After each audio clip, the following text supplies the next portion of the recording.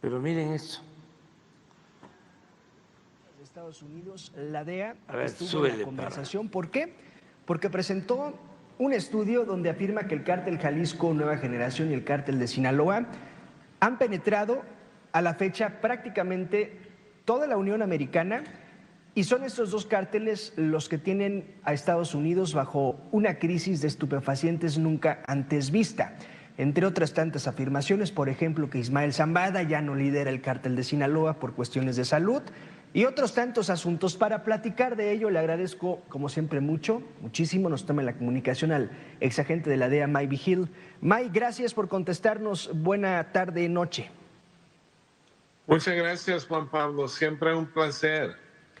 Mike, entregó la DEA un nuevo informe sobre drogas y narcotráfico, donde hay una serie de afirmaciones. No sé cuál consideres más importante de entre tantas. Bueno, se trata de esto, que no sé por qué salió este informe diciendo que los dos carteles habían penetrado los 50 estados en los Estados Unidos, porque ya hace más de 5 años que ocurrió esto. Cuando Chapo Guzmán fue extraditado en 2007 a los Estados Unidos, ya el cartel de Sinaloa ya estaba operando en 6 de los 7 continentes, y en Jalisco Nueva Generación más o menos ya le llegaba al nivel más o menos al cartel de Sinaloa. Sí. Solo que es muy raro que están reportando esto ahora, cuando en realidad sucedió más de 5 años en el pasado. Mike, ¿sí es esta la crisis de estupefacientes más grave en la historia de los Estados Unidos, tal y como lo señala la DEA? Sí, simplemente por el fentanilo principalmente, pero también por otras drogas. Y los carteles, Juan Pablo, están mezclando fentanilo, que es 50 veces más potente que heroína y 100 veces más potente que morfina. Pero mezclan todo esto con otras drogas, y en los últimos 2 años han fallecido como 107,000 personas de sobredosis de droga. Solo que nosotros tenemos un problema de consumo muy grande en los Estados Unidos, y necesitamos de atacar ese problema al mismo tiempo que se atacan los carteles. Estoy platicando con el exagente de la DEA, Mike Vigil. Mike, otra afirmación de la DEA durante esta semana es que Ismael El Mayo Zambada ya no lideraría por completo el cártel de Sinaloa. Afirma la DEA que El Mayo podría estar pasando por algunos problemas de salud a consecuencia de su edad. No, Ismael Mayo Zambada todavía es el líder del cartel de Sinaloa. Sí tiene problemas de salud, es diabético. Él nunca sale de la Sierra Madres, ahí cerca de Sinaloa, simplemente porque él es muy cuidadoso, mucho más que Chapo Guzmán, pero todavía es el líder del cartel de Sinaloa, y por eso los chapitos están en conflicto Sí. con el cartel de Sinaloa, por ejemplo, en Sonora, porque ellos saben perfectamente bien que si muere Mayo Zambada, entonces se va a fracturar el cartel y va a ser más difícil para controlarlo. Un cártel de Sinaloa incluso dividido, Mike, porque aunque sea Ismael Zambada quien lidera, pues hay desacuerdos con los chapitos, y hay desacuerdos de los chapitos con su propia familia, es decir, con Aureliano Guzmán Loera, el guano hermano de Joaquín El Chapo Guzmán. Sí, hay conflicto. Siempre ha habido conflicto entre ellos mismos. Es como una familia que está siempre en conflicto, peleando, y luego llegan a un acuerdo, trabajan perfectamente bien y luego comienzan otra vez en conflicto. Pero esto no les ha ayudado, por ejemplo, a los chapitos tomar control del cartel de Sinaloa, porque Mayo Zambada es una persona respetada, no nomás adentro del cartel de Sinaloa, pero también de los otros carteles, porque él es una persona que nunca ha tocado una celda de la Sí. cárcel por un solo minuto. Estoy platicando con el ex agente de la DEA, Mike Vigil. Mike, esta expansión de los cárteles mexicanos de la que habla la DEA, ¿será un descuido del gobierno mexicano, pero también del gobierno estadounidense y viceversa? Es decir, ¿es un asunto con doble responsabilidad? Bueno, se trata de esto que la política de abrazos y no balazos, Juan Pablo, nunca ha funcionado. Esa es una política donde no enfrentan a los carteles y han cogido más poder. Ahora, por ejemplo, no respetan el imperio de la ley y en realidad operan no nomás por todos los Estados Unidos, pero también casi por todo México. Entonces, sí ha fracasado esa política en México y luego también nosotros hemos fracasado sobre el consumo de droga y no reducir la demanda aquí, porque si no es México, va a ser otro país si sigue existiendo la demanda. Este informe de la DEA, Mike, hablaba de sobornos, intimidaciones, amenazas y extorsiones a funcionarios gubernamentales y portuarios por parte de los cárteles mexicanos en México. Ahora sí que un asunto que no podía saberse, pues es un asunto que se ha sabido prácticamente desde siempre, Mike, y sobre todo cuando hay casos como el de Genaro García Luna encarcelado por estos temas. Sí, por ejemplo, esto ha existido por décadas, porque cuando tienes el tráfico de droga, obviamente se está generando bastantes activos, bastante dinero caliente, y eso permite a los carteles más poderosos para sobornar oficiales. Solo que esto no es una cosa que se ha desarrollado en los últimos años. Esto ha ocurrido por mucho tiempo, pero también aquí en los Estados Unidos ha habido oficiales que han sido sobornados por el narcotráfico, entonces no nomás es México. Mike, otro asunto esta semana donde la DEA estuvo en la conversación fue pues la tardanza en la entrega a visas a 13 agentes estadounidenses. Hubo una confrontación ahí, dimes y diretes entre el presidente López Obrador y funcionarios de la DEA. Sí, es un conflicto que existe entre la DEA y López Obrador. Simplemente esto se dañó bastante cuando fue detenido el ex secretario de la Defensa bajo la administración de Peña Nieto, Salvador Cienfuegos, y fue regresado a México por petición del gobierno y ya con eso comenzó a limitar el señor presidente López Obrador, no nomás a la DEA, pero el FBI y otras agencias que también trabajan en México.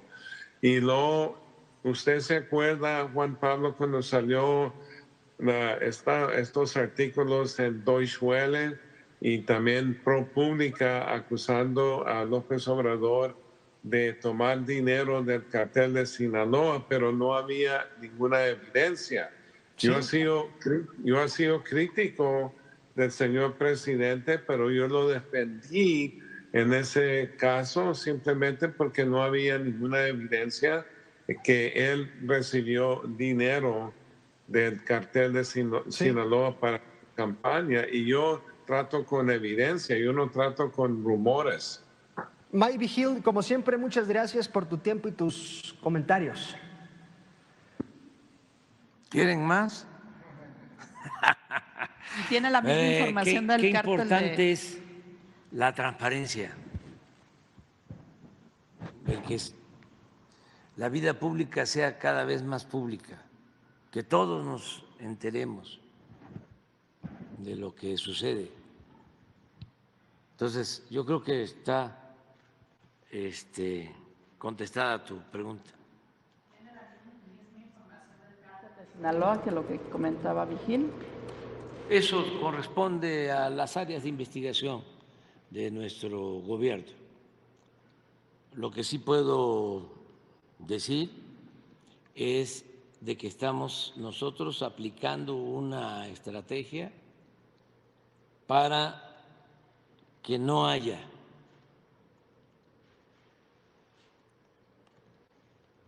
muertes, homicidios, asesinatos en México. Y ayudamos y cooperamos con el gobierno de Estados Unidos, pero la prioridad, nuestro deber es garantizar la paz y la tranquilidad en México.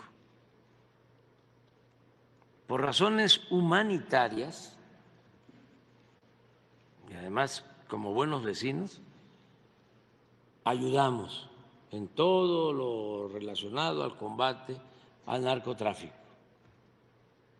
Pero también, como él lo menciona con mucha claridad, ellos tienen que hacer su tarea. El principal problema de Estados Unidos en la actualidad es la pandemia de consumo de fentanilo. Eso duele mucho, porque pierden la vida 100,000 jóvenes. No están atendiendo las causas. Y se les hace muy fácil echarle la culpa a México.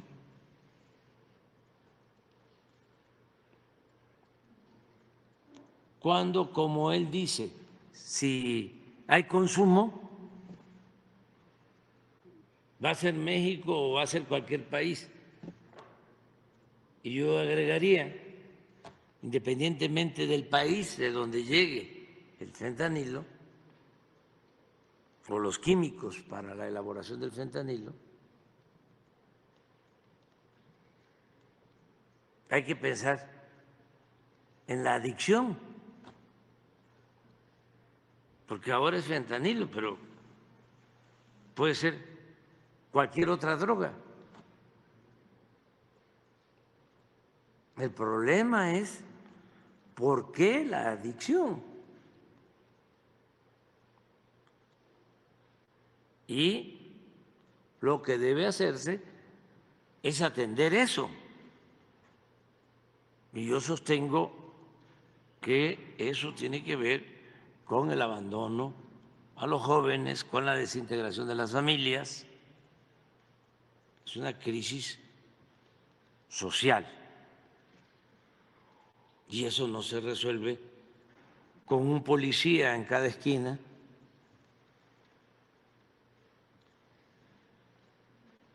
Eso tiene que ver con alentar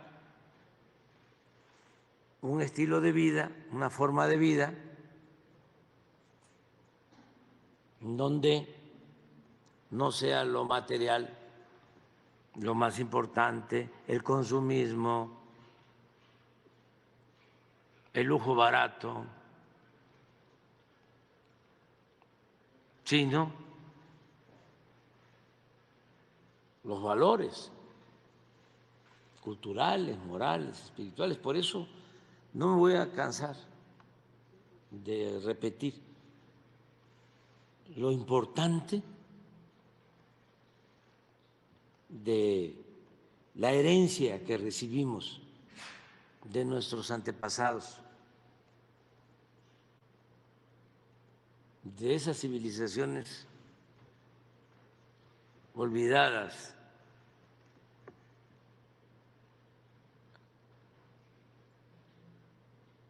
sometidas, que fueron las que nos dieron hasta ahora nuestra identidad. Y por eso es que el mexicano es honesto, por eso el mexicano es trabajador, por eso el mexicano es fraterno, por eso no se desintegran tanto las familias, por eso no hay tanto consumo de droga. A ver cómo me explican, somos vecinos y no hay proporción, aun cuando ellos tienen más de 300 millones de habitantes, nosotros 130. De todas maneras, ¿cuántos fallecen en Estados Unidos por sobredosis y cuántos fallecen en México? ¿Por qué en México no hay esa búsqueda de felicidad que al final se convierte en infelicidad con las drogas?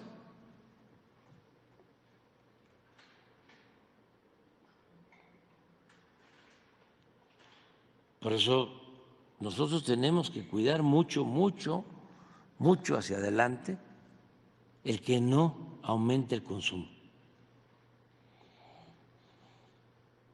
Porque también cuando aumenta el consumo hay más violencia,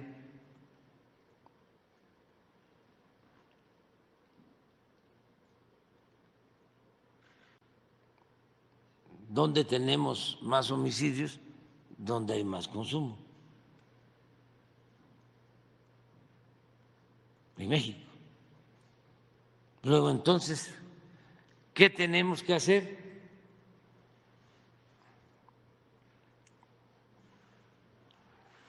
Procurar que no se desintegren las familias, que se fortalezcan los valores, que se atienda a los jóvenes, que no se les diga ninis de manera burlona, que ni estudian ni trabajan, sino que se les den oportunidades de estudio y de trabajo. Pero esto está muy difícil de concebir en la mentalidad conservadora, y menos en la mentalidad conservadora autoritaria, en donde todo lo quieren resolver con la mano dura, con cárceles, con leyes más severas.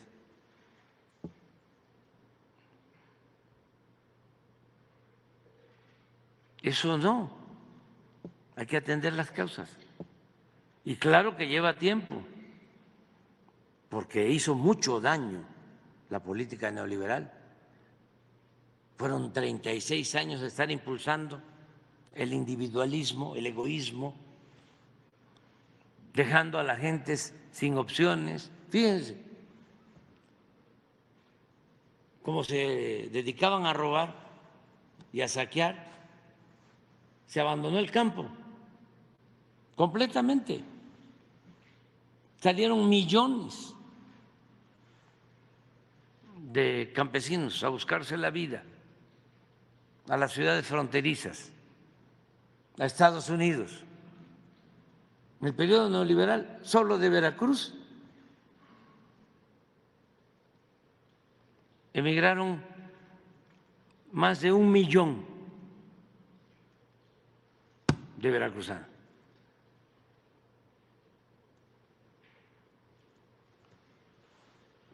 Se tuvieron que ir. Eso porque no había otra opción. Lo otro era la economía informal, buscarse la vida como fuese, y lo otro, afortunadamente, no fue el camino que tomaran muchos, pero sí era el de la delincuencia.